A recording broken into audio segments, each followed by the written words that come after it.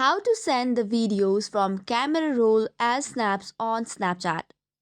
Hello everyone and let's get started. If you have saved a video on your camera roll but would like to send it as a snap on Snapchat, here is how you can do it.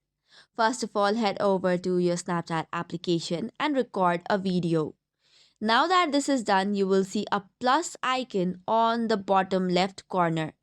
Tap on it, and once that is done, you will see different options on the right side panel. Select on the last option, which is Media. It is a gallery icon with a plus icon on it. Tapping on it will take you to your camera roll and you can select the video. Now that you see, you can edit the videos as per your choice. You just have to tap on the video, make the necessary changes that you want to make on the imported as well as the recorded videos. Once the media is good to go, you can just preview it once and send it directly as a snap. This way, the video will be sent as a snap on Snapchat. That's all for today's video. For more such contents, do not forget to hit the like and subscribe button. Thank you and keep watching.